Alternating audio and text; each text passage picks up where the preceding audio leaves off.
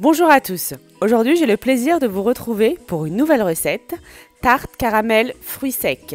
C'est parti pour la recette.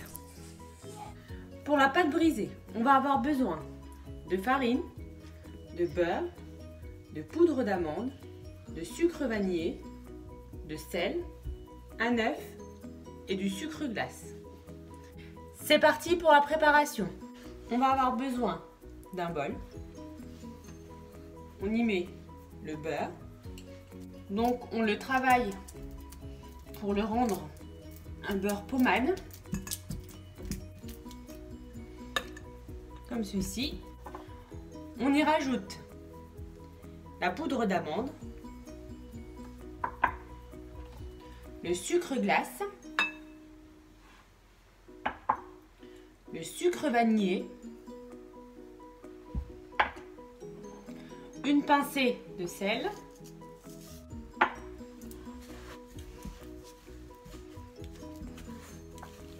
on mélange. Une fois que tous les ingrédients se sont bien mélangés, on rajoute un œuf,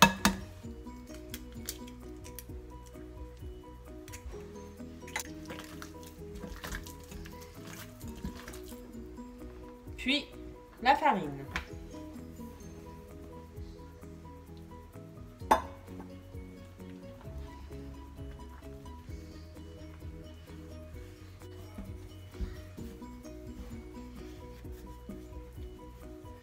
Il ne faut pas trop la travailler. Donc là, j'ai formé une boule.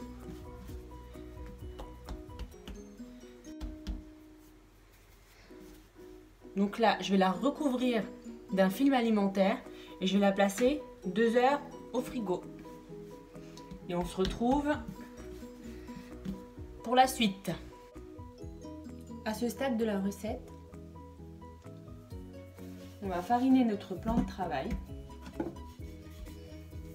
et étaler notre pâte pour pouvoir la mettre directement dans notre plat à tarte.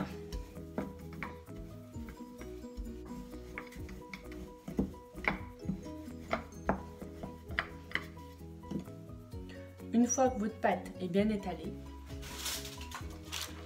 on prend un plat à tarte, on le recouvre de papier sulfurisé, puis on vient placer délicatement la pâte pour pas qu'elle ne se casse.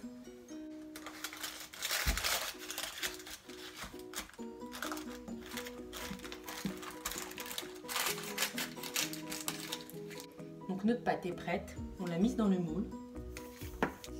On prend du papier sulfurisé qu'on met sur la pâte.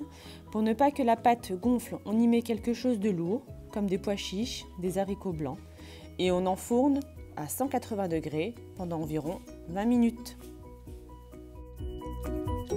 Voici la pâte sortie du four.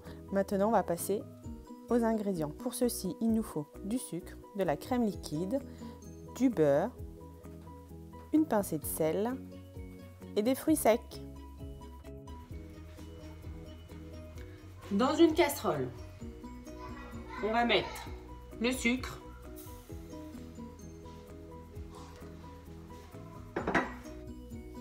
voici le fond de tarte rempli de fruits secs. Le sucre a bien fondu, il est devenu caramel. Donc maintenant, on y met le beurre, la pincée de sel, le beurre a fondu, on rajoute la crème liquide. Comme vous pouvez le constater, le caramel est prêt et il a une très belle couleur. Désormais, mon fond de tarte est rempli de fruits secs, donc on passe à la suite. Maintenant, on va placer le caramel sur mon fond de tarte rempli de fruits secs.